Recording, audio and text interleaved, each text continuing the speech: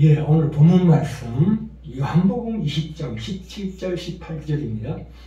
예수께서 이르시되 나를 만지지 말라 내가 아직 아버지께로 올라가지 못하였노라. 이 말씀으로 은혜받고자 합니다. 전번 시간까지 하나님께서 첫 창조, 무에서 유를 창조하시는 그 첫 창조를 하시고 그 원재료와 진료를 가지고 재창조, 이를테면 나무를 가지고 의자를 만든다 할지 이런 메이더 진료를 가지고 재창조하시는데 만드신 이 시공간의 그 한계 속으로 스스로를 밀어넣으신 예수 그리스도의 성육신, 성육신으로 말미암아 우리 인간을 새롭게 재창조하고 계신다고 말씀드렸는데요. 근데 이 재창조 속에는 또한 만물과 특별히 인간의 새 창조라는 양면성이 있습니다. 이 양면성이 있는데요. 한 인격의 두 성품, 신성과 인성을 함께 구비하신 우리 주 예수 그리스도의 부활 성천. 부활과 성천은 한 사건입니다. 이 전 우주의 역사상 유례없는 최초의 사건인 이 부활 성천으로 말미암는 말하자면 우리의 맏아들로 처음에는 성신일 때는 예수 하나님 품 안에 안긴 독생자로 오셨지만 이제 이 부활 성천으로 말미암는 맏아들로서 발전하게 됩니다. 이 고린도전서 15장 20절에 나오죠. 잠자는 자들의 첫 열매. 그리고 히브리서 2장 10절에 우리 구원의 선봉장. 그래서 그 뒤를 잇는 우리 많은 아들들인 우리의 거듭난 존재 속에 이제 거룩하신 하나님의 생명의 새 창조가 이루어지고 있다는 것에 대해서 은혜를 받고자 합니다. 오늘 본문 말씀 요한복음 20장 17절에 보시면 예수님께서 부활하시고 난 다음에 막달라 마리아가 만지려고 했을 때 나를 만지지 말라. 내가 아직 아버지께로 올라가지 못하였노라. 이렇게 말씀하시는 대목이 나옵니다. 근데 여기서는 이렇게 나오지만 마태복음 28장 8절 9절에는 이 여자들이 나아가서 예수님의 발을 붙잡고 경배하니라고 나옵니다. 여기서는 붙잡은 것으로 되어 있습니다. 우리가 이 나를 붙잡지 말라라는 이것이 무엇을 상징하는 것인가를 더 잘 설명하기 위해서 여기 요한복음은 이렇게 나와 있습니다. 그러니까 예수 그리스도를 붙잡고 안 붙잡고 하는 것은 큰 문제가 아닙니다. 그럼 왜냐하면 마태, 마가, 누가, 요한복음 각 복음서마다 예수 그리스도를 보는 시각이 다르다고 봐야 합니다. 그러니까 각각의 관점에 따라서 이 복음서를 기록하고 있기 때문입니다. 그러니까 그건 무슨 얘기냐면 예수 그리스도는 한 셋대죠. 셋대. 이쪽 측면, 저쪽 측면, 위 측면, 아래 측면. 이게 풍성하시다, 다양하시다는 것을 갖다가 이렇게 각각 다르게 다른 관점으로 이렇게 표현하고 있습니다. 자, 근데 오늘 나를 만지지 말라는 것은 이제 예수 그리스도께서 이제까지는 스승과 제자와의 관계였지만 이제는 형제 관계다. 영적으로 봐야 돼. 영적으로 보는 시각이 달라진다 이런 뜻인데 이 영이나 영적이라는 말에 좀 깊은 뜻을 우리가 일단은 짚고 넘어가야 될 것 같습니다. 우리가 이 일반적인 그 영적이라는 영이라는 그 일반적인 이해는 이렇게 됩니다. 말하자면 이제 혼적이다 또는 영적이다 이렇게 나눕니다. 그래서 혼이라는 것은 이제 심리적인 거죠. 육체적이고 물질적인 것이 반대 개념. 그리고 영은 초자연적인 요소가 있다. 이렇게 이제 우리가 이해합니다. 그러나 이것은 삼분법으로 이렇게 영혼, 육으로 이렇게 나누어 가지고 따로 놉니다. 따로 논다 이거죠. 그래서 이런 일반적인 이해에 있어서는 혼과 영과 몸이 단절되고 끊어져 있는 것입니다. 그러나 오늘 예수님이 부활 성천하신 것은 특별히 몸에 대해서 말씀하시고 계시는데요. 인간이라는 것은 자연적인 생명의 부분, 그러니까 시공간 속에 있는 그 자연적인 생명과 초자연적인 생명의 부분으로 나눌 수가 있습니다. 특별히 천사, 그리고 거듭난 생명, 거듭난 생명이죠. 거듭난 생명이 낮은 생명이죠. 이제 그래서 그런 말하면 예수 그리스도 맏아들로서의 그 밑에 이어지는 우리 아들들입니다. 자녀들입니다. 자, 그러면 우리가 이런 일반적인 삼분법, 영혼적으로 나누는 그런 것들은 잘못된 것인데, 헬라 철학의 이원론, 그러니까 정신은 선한데 육체는 악하다. 그러니까 육을 떠나자. 이런 잘못된 진리가 나오는 거거든요. 몸은 감금해야 하는 어떤 장애물로 여기는 거죠. 그건 잘못된 생각입니다. 이 거듭났다는 것은 거듭나지 못한 인간 속에 없는 무언가가 거듭난 인간 속에 더 있는 것이 아닙니다.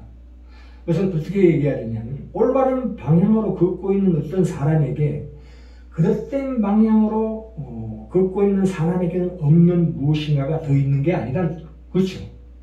그러나 그 거듭난 사람은 거듭나지 못한 사람과 전적으로 또 다르다고 말할 수 있습니다. 왜 그러냐면은 그 거듭난 생명이 그 사람의 모든 영혼력을 모두 다 변화시키기 때문입니다.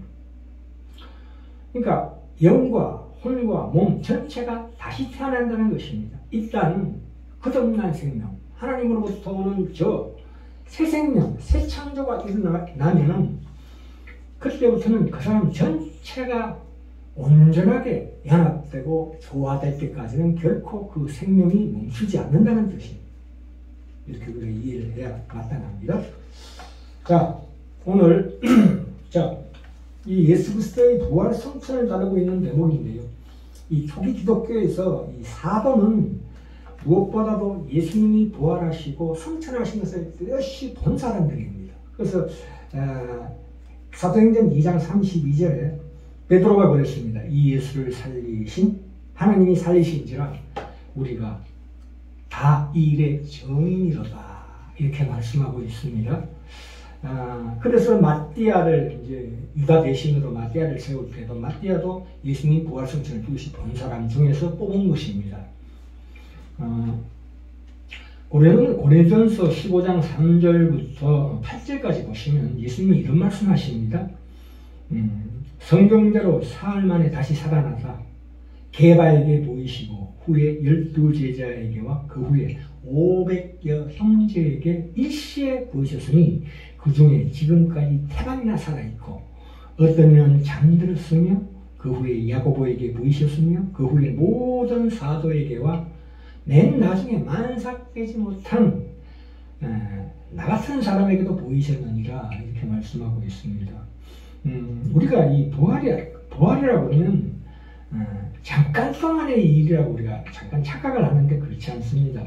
이 예수님께서 40일 동안 6주나 7주나 되는 그 기간 동안에 한 번이나 여러 번 그분을 만나는 사람들의 정언이 있습니다.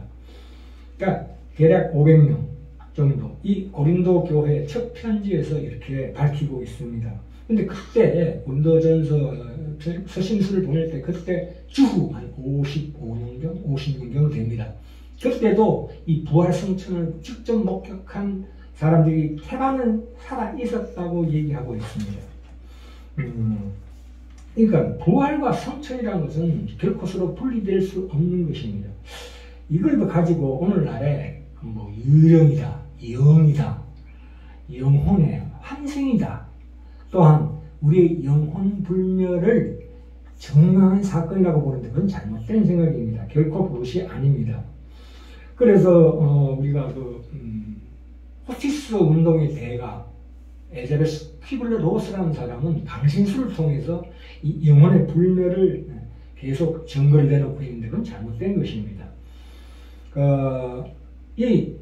우리가 히브리서 2장 10절에 보시면 많은 아들을 이끌어 영광에 들어가게 하시는 일에 저희로 구원의 주를 고난으로 말미암아 온전케 하시니 합당하도다.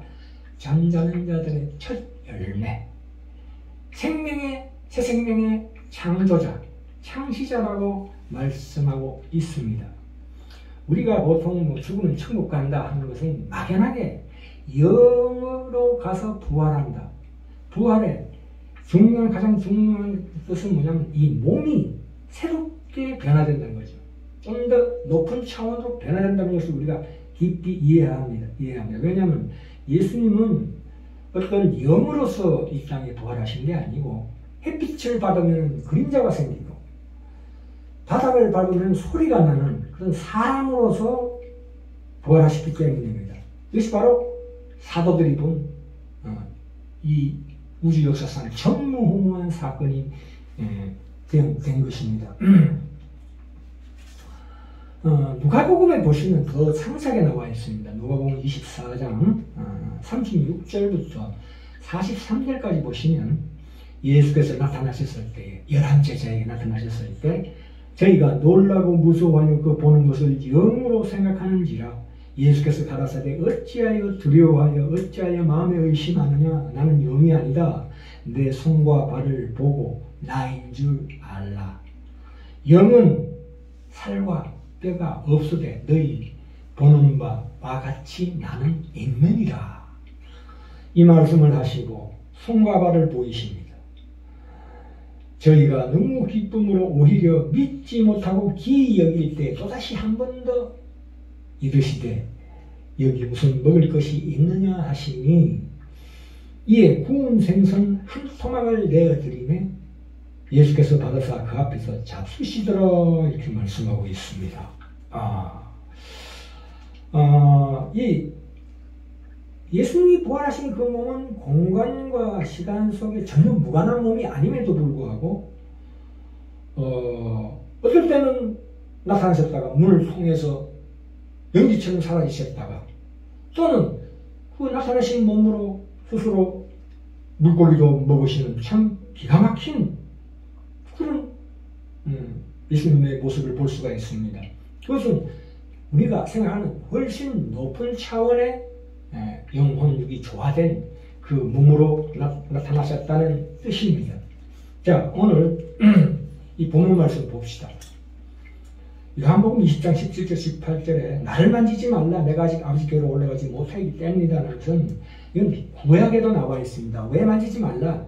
내가 첫 열매인데 맏아들로서의 예수님께서 먼저 하나님께 먼저 올라가야 된다 이 뜻인데 우리는 언뜻 압니다. 우리 같은 노인네 세대는 금방 이해됩니다. 왜 그러냐면은 우리가 60년대 70년대에는 대가족 시대라서 할머니와 어머니가 일테면 고기 반찬을 내어오면 제일 먼저 우리는 손도 못 댑니다. 제일 먼저 어떻게 합니까? 할아버지나 아버지 상에 먼저 올려서 그분이 먼저 맛보시고 난 다음에야 우리가 손을 대는 법입니다. 그게 레위기에 나와 있습니다. 레위기 23장에 나오는데요. 제가 읽겠습니다. 이스라엘 자손에게 고하여 이르되 너희는 내가 너희에게 주는 땅에 들어가서 너희 곡물을 거둘 때에 곡물 곡식입니다. 우선 너희 곡물 한 이삭 한 단을 제사장에로 가져갈 것이요 제사장은 너희를 위하여 그 단을 여호와 앞에 연락되도록 흔들되 그리고 난 다음에 이제 수양을 번제로 드리고 기름 섞인 가루로 소제를 드리고 화제를 삼아 향기로운 냄새를 하나님께 올리고 포도주도 쓰고 그래서 너희는 너희 아버지께 예물을 가져오는 그날까지 떡이든지 볶은 곡식이든지 생이삭이든지 먹지 말지니 이는 너희가 거하는 각 처에서 대대로 지킬 영원한 규례니라 이렇게 말씀하고 있습니다. 농사를 지어서 추수할 때에 맨 처음 익은 곡식단을 하나님께 바치기까지는 아무도 먹을 수가 없다 이런 뜻입니다. 그것은 고린도전서에도 나와 있습니다. 주님의 부활 사건을 곡식에 비유한 것을 보게 되는데요. 그러나 각각 자기 차례대로 되리니 차례를 강조하고 있습니다. 먼저는 첫 열매인 그리스도요 다음에는 그리스도 강림하실 때 그에게 붙은 우리다 이렇게 얘기하고 있습니다. 그러니까 예수 그리스도를 첫 열매라고 말씀하고 있습니다. 그러니까 하나님께 드리기 전에는 그 열매를 먹을 수 없고 음식을 만들 수가 없다 그 뜻입니다. 하나님께서 첫 열매로 드리기 전에 마리아가 그를 잡는 것을 막고 있는 것입니다. 아까도 말씀드렸지만 이것은 하나의 상징입니다. 무엇을 말하는가를 상징하는 것이기 때문에 마태복음 28장에는 그 발을 붙잡고 경배하리라는 것은 전혀 이상한 것이 아니라 여러 가지 측면에서 이 성경이 증언하고 있는 대목입니다. 우리가 성경에는 어떤 시각에 따라서 예수 그리스도께서 오셔서 하신 사역과 하나님의 뜻을 이루시는 그 일들에 대한 것을 우리가 한꺼번에 망라해서 보여줄 수가 없습니다. 왜냐하면 우리 이해의 한계가 있기 때문에 어떨 때는 이 말씀이 서로 충돌해 보이고 모순돼 보이는 경우가 있는데 우리가 이 말씀을 통해서 이 엉켜있는 단어를 하나하나 풀어갈 때에 그 속에 있는 진정한 뜻을 더 깊이 깨달을 수 있다는 것입니다. 예수께서 첫 열매가 되셨다는 사실을 좀 더 구체적으로 로마서 8장 29절에서 밝히고 있습니다. 하나님 미리 아신 자들로 또한 그 아들의 형성을 본받게 하기 위하여 미리 정하셨으니 이는 그로 많은 형제 중에서 맏아들이 되려 하심이라. 맏아들이라는 건 뭡니까? 외아들, 독생자는 하나밖에 없지만 얘 하나님 품 안에 있는 독생자지. 이제 그것이 발전해서 어떻게 됩니까? 맏아들이 된 겁니다. 맏아들은 밑에 형제들이 있을 수밖에 없는데 그것이 누구냐? 우리다 이거예요. 그러니까 맏아들이면 예수 그리스도께서 맏아들이면 그를 뒤를 이어서 많은 아들들이 생겨날 것이라는 뜻입니다. 그것이 예수님이 반드시 하셔야 되는 이 부활 성천으로 말미암는 우리에게 주는 가장 중요한 말씀의 핵심이라고 이해하셔야 합니다. 그런데 이것이 이제 시작에 불과합니다. 사실은 우리 성령께서 이를 통해서 우리로 하여금 그 뒤를 잇게 하시려는 깊은 뜻이 있습니다. 그런 의미에서 예수 그리스도는 새 창조의 첫 열매요, 그 머리이시다. 그래서 마리아가 예수님을 붙잡는 것을 만지지 말라고 하는 것은 훨씬 영적인 의미로서의 우리가 형제들로 변했기 때문입니다.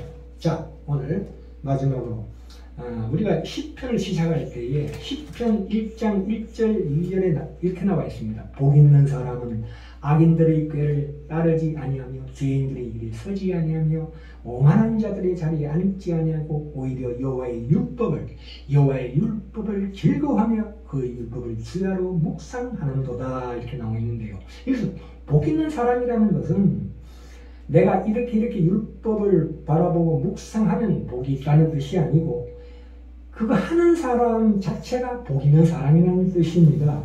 그러니까 하나님의 백성을 복된 길로 인도하시는데 현실적으로는 보상이 없어 보일 수가 있습니다. 세상에서 잘되고 예수 믿는 사람은 사실은 없습니다.